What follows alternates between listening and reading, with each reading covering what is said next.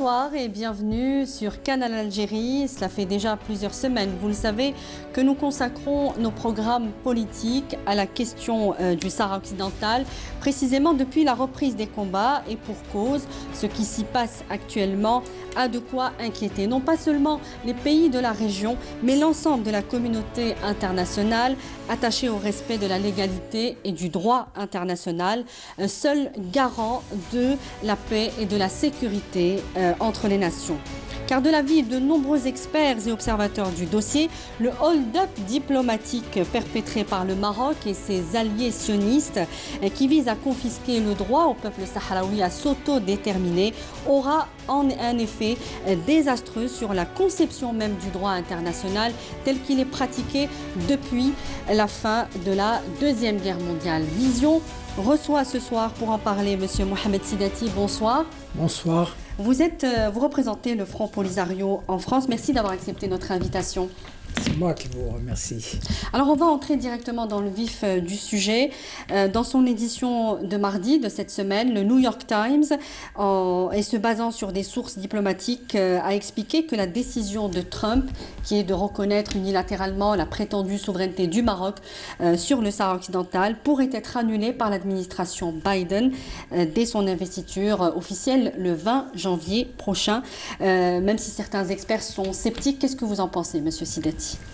Moi, je dirais d'abord que l'opération en elle-même qui a été menée par Trump, bien sûr, en conspiration, en relation avec Israël et le Royaume du Maroc, est en elle-même une opération de brigandage international. Il s'agit d'une opération bel et bien de banditisme. Concernant, lorsqu'il s'agit de droit international, on ne peut pas ni vendre, ni troquer, ni commercialiser avec une question de décolonisation, une question éminemment entre les mains des Nations Unies et qui relève de leurs responsabilités. Donc je dirais que l'opération en elle-même a été un échec et la preuve, on a vu comment elle a été dénoncée non seulement au niveau international et par des institutions importantes, notamment l'Union africaine et d'autres, mais surtout aussi le mécontentement, si je peux dire, l'insatisfaction qu'elle a provoquée au niveau de l'opinion américaine elle-même et d'importants hommes politiques et autres ont dénoncé cette violation du droit international et surtout, je crois qu'elle porte atteinte au prestige et à l'image dont se prévaut les États-Unis qui sont, si je peux dire, partie prenante et membres actifs du Conseil de sécurité lorsqu'il s'agissait du Sahara occidental, à ce jour du moins. Donc ça leur fait perdre de leur crédibilité. Et partant, je crois que c'est une décision malheureuse, lamentable et émanant bien sûr d'un chef d'État partant. Et surtout, est-ce que vous vous y attendiez au niveau du Front Polisario? Est-ce qu'il y avait des éléments comme ça depuis 2017, depuis l'investiture de Trump, 2016-2017, le retour du Maroc à l'Union africaine? Est-ce qu'il n'y avait pas finalement des prémices? Des signes annonciateurs précisément, je pourrais dire ceci, et que non seulement Trump avec sa politique et celle du troc, celle de la vente et de l'achat comme s'il s'agit de l'immobilier, ça peut-être ça doit donner puce aux oreilles. Mais surtout aussi, on sait ce qu'est aussi la capacité de manœuvre et de conspiration du Maroc et de leur ami actuel Israël. Mais je crois que personne n'a pensé, ni osé penser que les États-Unis puissent parvenir à ce genre de position, à ce genre de politique, à revertir complètement de fond en comble. Alors, est-ce que vous pensez que le New York Times aurait des sources fiables? C'est un journal quand même assez sérieux. Alors, est-ce que Joe Biden pourrait revenir à une position plus pondérée? Alors, je ne veux pas spéculer. Tout ce que je retiens dans l'immédiat, et que des membres de l'administration Biden se sont inscrits en porte-à-faux par rapport à ce genre de décisions qui ne portent pas honneur aux États-Unis, loin de là. Et de l'autre côté, autant que je sache, l'image et même la manœuvre ou la capacité de manœuvre des États-Unis au niveau du Conseil de sécurité au niveau des Nations Unies se trouve irrémédiablement affectée. Donc, il s'agit de réparer, de restaurer une situation qui n'aurait pas dû avoir lieu. Ceci étant, je sais les pressions qui s'exerceront, ce n'est pas, mais je crois pour ma part que cela en rien ne puisse aider les États-Unis à récupérer l'image de maintenir ce genre de décision comme sur d'autres problèmes. Donc je ne veux pas spéculer ni faire preuve d'un optimisme béat, mais je dirais tout simplement que les États-Unis se trouvent aujourd'hui dans une situation loin d'être commode, loin d'être confortable, surtout pour leur image et pour leur prestige. Et partant donc, je crois qu'il est nécessaire de reconsidérer certaines des décisions de M. Trump. Alors, il y a eu un large consensus, vous l'avez dit, notamment lors de la dernière réunion du Conseil de sécurité de l'ONU, sur l'attachement de ses membres à régler cette question du Sahara occidental via la reprise du processus politique. Ça a été pratiquement unanime. Est-ce que cela vous rassure aujourd'hui? Ou est-ce que vous avez perdu confiance finalement dans ces institutions internationales, notamment les Nations Unies qui n'ont pas fait avancer beaucoup ce dossier du Sahara occidental? Il y a un élément très important pour ce qui nous concerne. Je crois que ce qui s'est passé au niveau du Conseil de sécurité et au niveau des différentes expressions exprimées depuis la prise de décision de cette décision malheureuse par M. Trump, je trouve que la communauté internationale a quelque part réagi beaucoup plus positivement vis-à-vis du peuple du Sahara occidental. Et je trouve ça assez important, je dirais pas. Ceci étant, je crois aussi que la dernière réunion du Conseil de sécurité a été très instructive, surtout pour ceux qui manœuvraient et essayaient justement de dévier et de vider les décisions des Nations Unies de leur substance.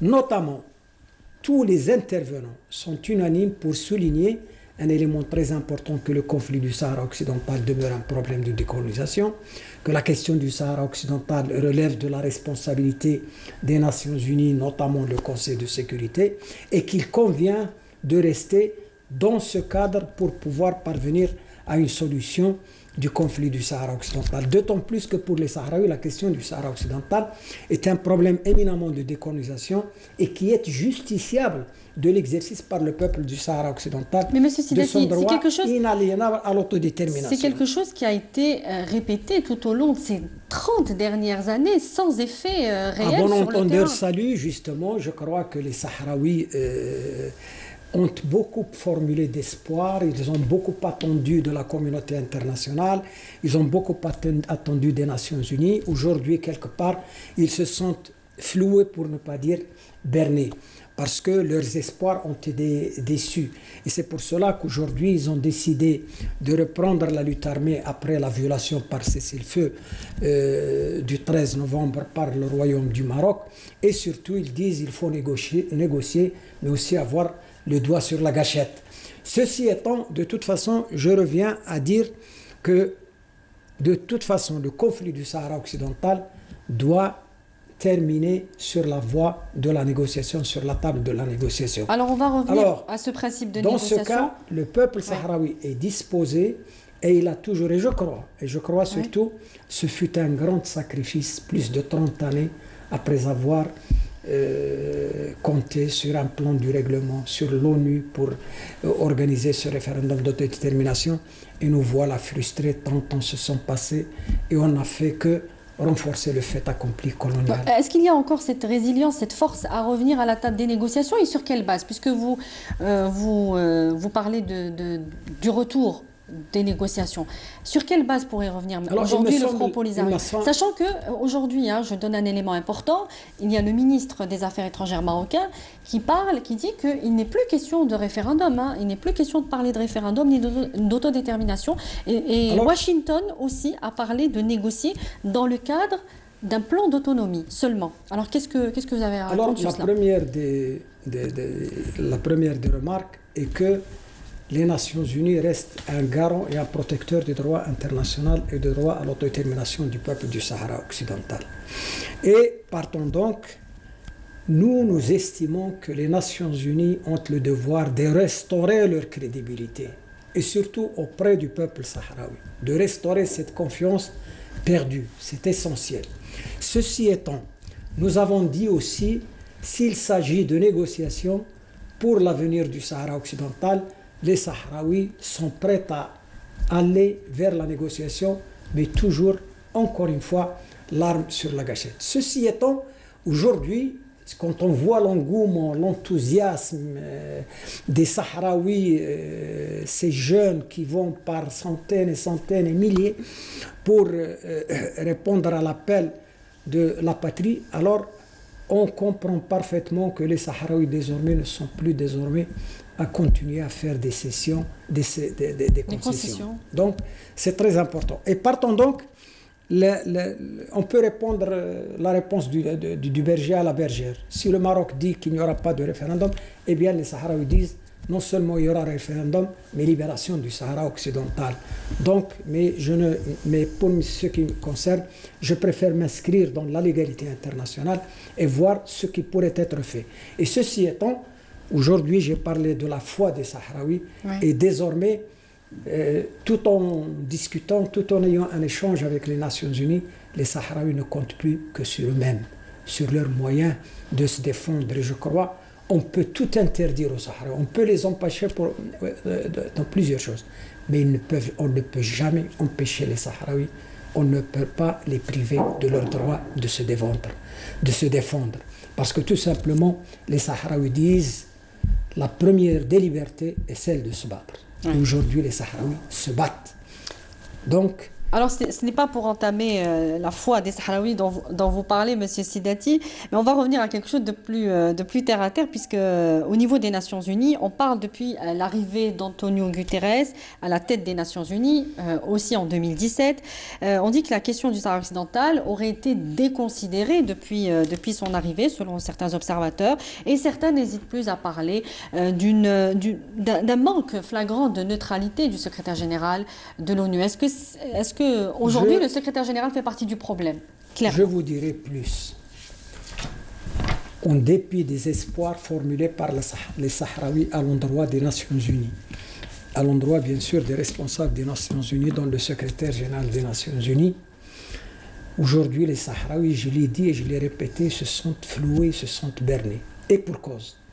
Pour la simple raison qu'au cours de toutes ces années, au lieu de faire avancer les choses et d'aller vers l'organisation d'un référendum d'autodétermination, au lieu d'aller de l'avant vers une solution juste, pacifique et durable comme ça a été exigé et demandé aussi bien par le plan du règlement que par la communauté internationale, on s'est acheminé vers une chosification des décisions des Nations Unies, vers une sorte de volonté de vider les décisions des Nations Unies de leur contenu. Alors, on parlait du référendum, on parlait d'autodétermination, et c'est la raison pour laquelle se trouve ce qu'on appelait la MINURSO, la mission des Nations Unies pour les référendums au Sahara occidental.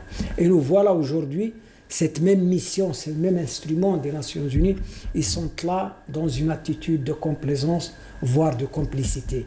C'est vous dire que les Nations Unies n'ont pas été en mesure de s'acquitter de leurs obligations, et je n'ai pas à invoquer toutes les pressions exercées, y compris par le Maroc et ses amis.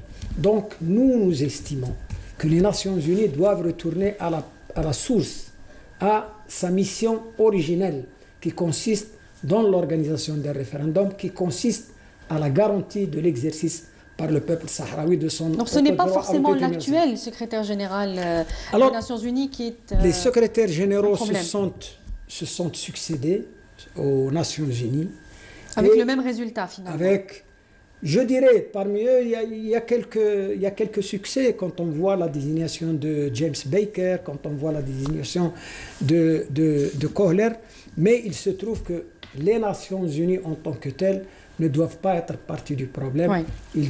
Ils sont là pour résoudre et pour aider à la solution. Alors, donc, dans le futur, nous insistons encore, lorsque je l'ai dit tout à l'heure, il y a nécessité de plus de fermeté et de volonté de la communauté internationale pour garantir justement que l'on s'achemine vers une solution d'un thème éminemment de décolonisation. Alors, selon certaines indiscrétions, le choix d'Antonio Guterres pour remplacer Horst Köhler se serait arrêté sur Petr Roman, l'ancien Premier ministre roumain en qualité d'envoyé spécial de l'ONU pour le Sahara occidental. Petr Roman, qu'on dit proche, voire partisan de la colonisation du Sahara occidental, totalement aligné sur les positions marocaines. Il a d'ailleurs participé à de nombreuses reprises au forum de Crans-Montana, organisé dans la ville sahraoui occupée de Dakhla. Ça risque d'être de mauvais signes pour les Nations Unies, pour leur image, pour leur prestige. Qu'est-ce que cela augure pour vous? Alors, ça veut dire tout simplement que nous ne sommes pas sortis de l'auberge et que les Nations Unies vont continuer à tourner en rond et surtout que les gens puissent penser ce qu'il y a de plus négatif des Nations Unies, alors que les Nations Unies doivent se distinguer par une certaine transparence. Est-ce que vous pourriez rejeter cet envoyé spécial? Alors nous sommes en contact avec les Nations Unies et je dois dire d'ailleurs que le problème fondamental n'est même pas la désignation d'un représentant spécial. Le fond du problème est que les Nations Unies s'attachent et s'acquittent de leur mission qui consiste à organiser l'autodétermination du peuple du Sahara occidental. Ceci étant, un représentant spécial ou personnel qui puisse aider à faire avancer les choses ou à contribuer à ce qu'il y ait négociation entre le Front Polisario et le Royaume du Maroc, soit, mais encore faudra-t-il qu'il ait un certain nombre de qualités minimales, parmi lesquelles la neutralité, ça c'est la première des choses, la non-implication dans des affaires louches avec l'occupant marocain. Oui. Il est très essentiel qu'il puisse avoir une connaissance du dossier et surtout, et j'insiste là-dessus, nous avons eu quelqu'un de la taille de M. Köhler, donc je trouve qu'emmener quelqu'un qui a non seulement des antécédents et des relations si je peux dire louche avec le Maroc. Ambigu, oui. Donc vous pourriez refuser de négocier avec lui? Bien sûr, de toute façon, un représentant personnel du secrétaire général est lié à l'acceptation des deux parties. Et partant donc, de toute façon, nous, on continue à insister. Il s'agit d'une question importante pour les Nations Unies. Oui. Alors, il y a le CPS, le Conseil de paix et de sécurité de l'Union africaine, qui bouge aussi de son côté et prévoit de redynamiser, voire donner un souffle nouveau au dossier du Sahara occidental. Qu'est-ce que peut aujourd'hui vous apporter l'Union africaine, Monsieur Sidati? Est-ce que vous comptez sur le soutien des Africains? L'Union africaine qui a été tout de même très divisée depuis le retour de Rabat en 2017, encore une fois, dans cette instance panafricaine. Alors, je trouve d'abord, quoi qu'on en dise, non seulement la République sahraoui est membre de l'Union africaine, mais surtout membre fondateur. Oui. Et nous avons participé, y compris à l'élaboration de sa charte. De la charte, oui. Donc, ce qui fait que nous sommes partie prenante de cette organisation et nous tenons à ce que ces principes et ces valeurs puissent être véhiculés dans toute l'Afrique. Ceci étant, le plus important, c'est que pendant un certain temps, le Maroc et voire les Nations Unies qui ont joué le jeu quelque part, ont essayé de marginaliser le rôle de l'Union africaine. Alors qu'il faut le rappeler, c'est tout simple. L'Union africaine est l'héritière de l'organisation de l'unité africaine. Et cette même organisation de l'unité africaine, c'est elle qui a élaboré conjointement le plan de règlement de 1991. C'est un partenaire des Nations Unies. Donc, il s'agit d'un partenaire et un partenaire de poids. Et donc, son rôle restera et reste et doit être actif pour permettre qu'on aille et qu'on s'achemine sûrement vers cette solution pacifique, durable. Mais qu'est-ce qu'a fait l'Union africaine ces dernières années, justement, pour peser de son poids sur ce dossier? Ces dernières années, non seulement la race a consolidé sa position, et surtout le Maroc a accepté de s'asseoir dans la même salle, dans la même enceinte avec la République sahraoui. Et partant, donc, c'est important en soi. Mais surtout, à un moment donné, lors du sommet tenu en Mauritanie, les Nations Unies, l'Union africaine ont décidé justement d'un troïka qui puisse faire le suivi du problème et qui puisse coordonner avec les Nations Unies. Je crois qu'avec les derniers développements et depuis la violation pour le cessez-le-feu et surtout prenant conscience de la gravité de la situation au niveau africain et les répercussions que se représente le conflit du Sahara occidental. Pour l'ensemble de la région. Pour l'ensemble de la région, il y a eu une réunion urgente de l'Union africaine à la faveur du sommet pour désarmer l'Afrique, pour qu'il n'y ait pas faire taire les armes. Faire arrêter les armes ou taire les armes. Et donc, à la faveur de cette réunion, alors l'Union africaine, les chefs d'État sont intervenus et le conflit du Sahara occidental a été au centre du débat. Oui. Et donc, un certain nombre de décisions ont été prises pour réactiver le rôle de l'Union africaine. Et surtout, je tiens à rappeler que la question du Sahara occidental est intimement liée à la sécurité, la stabilité. Mais que peut faire l'Union africaine? Donc, ceci dit, concrètement, on parle de cette organisation l'Union africaine qui est très forte et qui est effectivement respectable. Je parle de l'Union africaine, mais que peut-elle faire aujourd'hui face aux lobbies marocains qui sont introduits un peu partout et surtout dans des pays, des puissances mondiales? Que peut faire aujourd'hui concrètement? Alors, de toute façon, l'Union africaine, lors de ses dernières décisions, il a pris des décisions importantes. L'implication et la réactivation du rôle du Conseil pour la sécurité africain, et ça, la paix, pour la sécurité et la paix africaine, et ça c'est très important en soi, parce que dans le temps c'était le cas, et le Maroc a essayé par tous les moyens d'empêcher que le Conseil pour la paix et l'Afrique puisse être impliqué. Là, il reprend du poil de la bête, si je peux dire. Oui. Et nous avons aussi la Troïka qui doit être réactivée pour voir où s'en est. Mais surtout, il me paraît que l'Afrique est très concernée par le conflit du Sahara occidental dès le moment qu'il y a 3 principes qui sont essentiels qui ont été remis en cause. Le respect des frontières de l'indépendance, le droit à l'autodétermination, et l'article 4 constitutif de l'Union africaine. Donc l'Afrique se sent concernée. Et il me paraît qu'un travail conjoint avec les Nations Unies, ce sera un plus, ce sera une valeur ajoutée à ce que pourraient faire les Nations Unies au Sahara occidental. Est-ce que vous pensez que... Je crois que leur rôle reste important. Est-ce que vous pensez que le Conseil... Je vais insister un petit peu sur cette question parce qu'elle me paraît importante.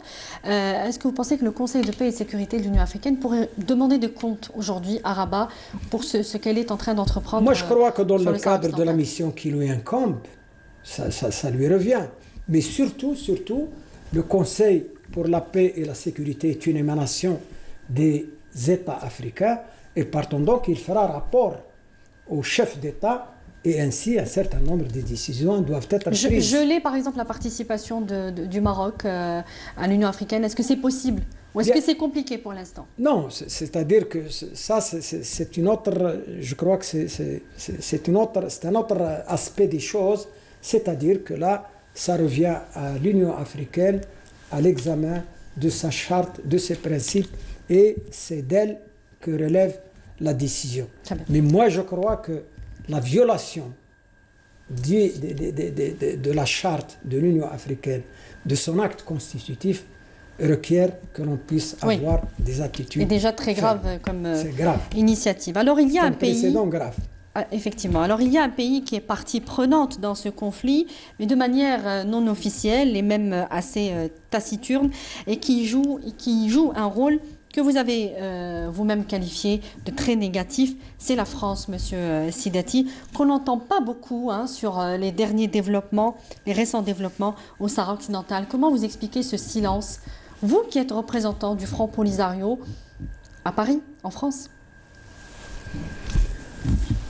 Alors, je dirais, la France et le reste de la région, les relations ne peuvent jamais être normales. Certains disent qu'elle est empreinte de passion, d'autres.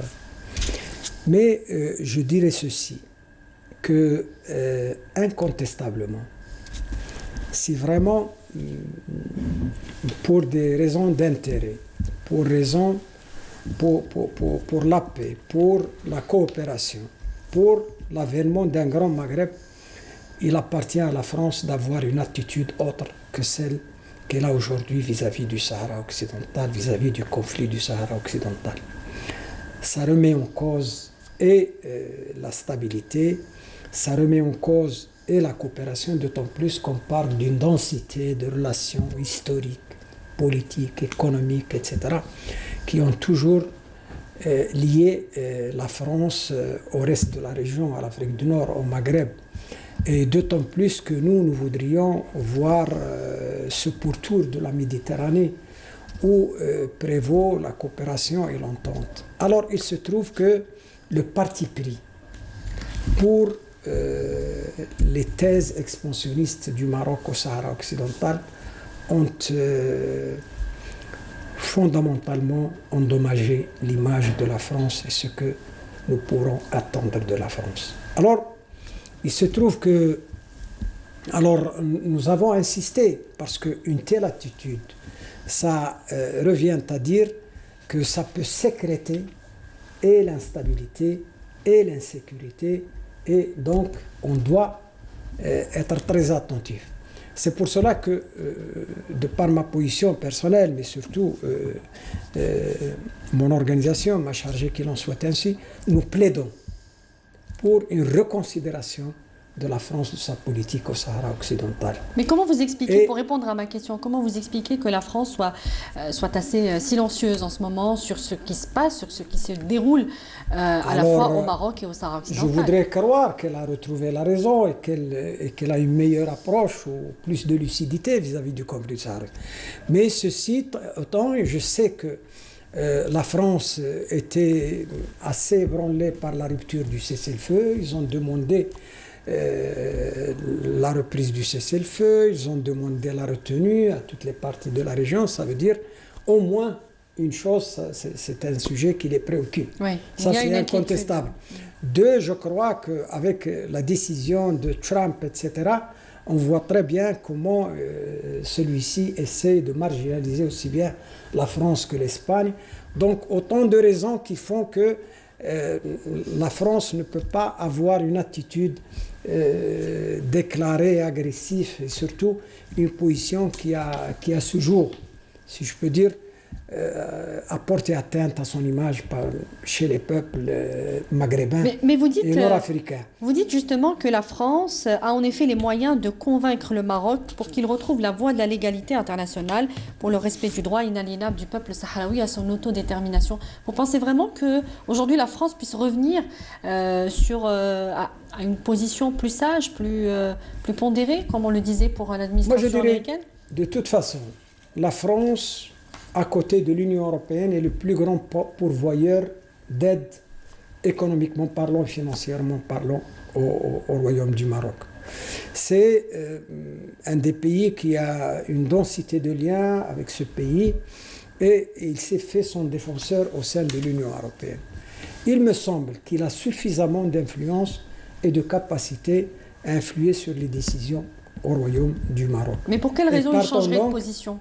Alors, je crois que non seulement dans l'intérêt de la France elle-même, puisque, je le répète, c'est des relations équilibrées dans la région qui feront la force de la France. Oui. Non seulement pour cette raison, mais aussi, je crois que si on voit rien que du point de vue intérêt immédiat, il me semble que la France a tout intérêt à ce que le conflit du Sahara occidental puisse être réglé durablement, oui, de façon juste, de façon définitive et de façon pacifique. Et vous, M. Sidati, qui êtes représentant du Front Polisario en France, est-ce que vous avez tenu des discussions, noué des contacts, on l'imagine, avec de hauts responsables français pour plaider tout simplement votre cause, la cause des Sahraouis, particulièrement depuis les dernières semaines, avec les derniers événements?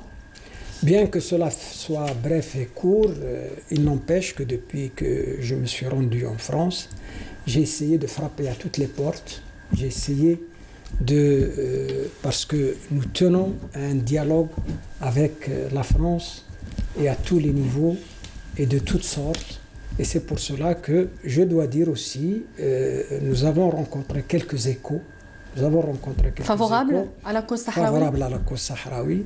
Et en même temps, nous continuons à chercher à ratisser large pour avoir un maximum de contacts et faire parvenir la voix du peuple sahraoui quelque part marginalisée en ce moment ou absente, si je peux dire, auprès de certains. Est-ce qu'il pourrait y avoir des mobilisations dans les semaines à venir, notamment à Paris, ou dans certaines villes françaises où les Sahraouis sont tout récemment, il y a eu une manifestation qui a coïncidé avec d'autres événements, des manifestations qui ont été très très importantes, en présence de certain nombre d'hommes politiques, d'hommes d'art et autres. Et dans de différentes places en France, il y a eu quelques manifestations. Et je crois qu'à l'avenir, nous sommes en présence d'une mobilisation qui est progressive pour justement faire en sorte à ce que la cause du peuple sahraoui sera plus visible et plus perceptible et plus pour l'opinion française. On va parler sur l'ouverture des représentations diplomatiques de certains pays, malheureusement dans les territoires sahraouis occupés. Le chef de la diplomatie américaine, Mike Pompeo, a annoncé le début du processus pour établir un consulat des États-Unis au Sahara occidental. Alors autant les consulats de certains pays arabes ou africains ont été un peu vus avec une certaine légèreté, autant aujourd'hui il s'agit d'une représentation diplomatique américaine. Quel poids pourrait avoir aujourd'hui cette initiative au niveau des territoires occupés sahraouis? Je crois que la première décision de M. Trump n'a pas eu l'écho requis pour Israël et pour le Maroc essentiellement. Et surtout, je veux insister, que ce soit celle des consulats auxquels vous êtes référés, ou que ce soit même la décision des Américains, de Trump, cela ne change en rien le fond du problème qui demeure une question de décolonisation. Et encore une fois, une décision unilatérale d'un tel ou tel pays ne changera en rien le fond du problème, qui est encore une fois la question du Sahara occidental. Donc les paradigmes juridiques du conflit ne changeront pas. Donc les paradigmes du conflit ne changeront pas et ne peuvent pas changer. Encore une fois, la question du Sahara occidental relève des Nations Unies, c'est reconnu comme étant un territoire non autonome, justiciable de l'exercice par le peuple sahraoui de son droit à l'autodétermination, c'est une question coloniale.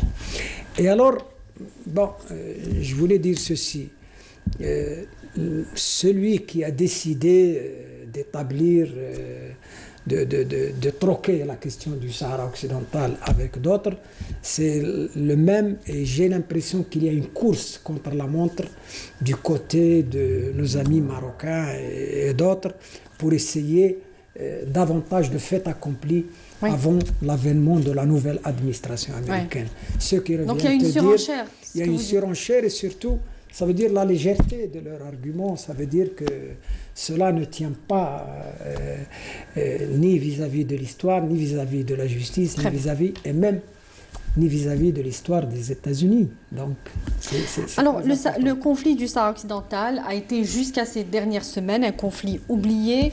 Les Sahraouis sont plus ou moins un peuple méconnu. Les Sahraouis souffrent aussi d'une double peine, à la fois d'une chape de plomb sur sa lutte pour son indépendance et une propagande marocaine négative auprès de certaines puissances. Si vous deviez, pour terminer, M. Sidati, vous deviez nous décrire le peuple sahraoui. Vous avez parlé de sa foi.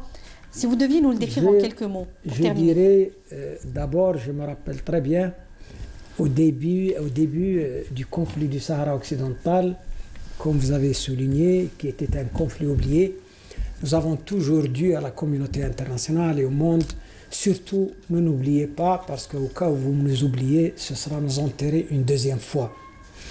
Et donc, ça continue d'être un petit peu notre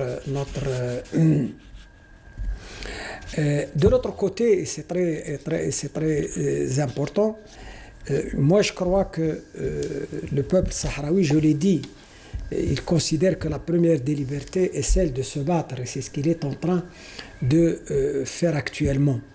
Alors, je dirais, jamais on a parlé autant de ce conflit qu'aujourd'hui. Et c'est très important. Donc, on dit dans le Coran, donc, je crois qu'on a parlé autant du conflit, non seulement dans la grande presse, au niveau des politiques, dans différents pays, et ça nous réconforte et permet de dire que quelle que soit la situation, nous ne sommes plus ni marginalisés ni oubliés. Et ça, c'est très, très, très important. Vous avez vu la Mais concernant l'identité des Sahraouis, qu'est-ce qui fait leur particularité, M. Sidati? Alors, le peuple sahraoui... Pour les gens qui ne les connaissent pas. Oui. Peut-être c'est un peuple qui n'est pas grand par le nombre, mais c'est un peuple très jaloux pour ce qui est de son indépendance, très rebelle. C'est un peuple qui a su faire l'histoire. Son histoire est un des éléments qui définit sa dimension, son identité, et bel et bien cette résistance légendaire, plus particulièrement justement au colonialisme français, espagnol et autres. Et donc c'est un peuple qui saura et qui a toujours défendu mordicus certaines valeurs essentielles, notamment la liberté, et surtout aujourd'hui il se bat sous la bannière d'un mouvement de libération nationale qui a décidé de se battre jusqu'à la dernière goutte, la dernière résistance pour parvenir à concrétiser son droit essentiel à la liberté, la démocratie et l'indépendance. Monsieur Mohamed Sidati, je rappelle que vous représentez le Front Polisario en France. Merci de nous avoir accordé cette interview. C'est moi qui vous remercie. Je remercie les spectateurs. Merci à vous également de nous avoir suivis dans cet entretien spécial avec, je vous le disais, le représentant du Front Polisario en France, Monsieur Mohamed Sidati. Merci, très bonne suite des programmes sur notre chaîne et au revoir.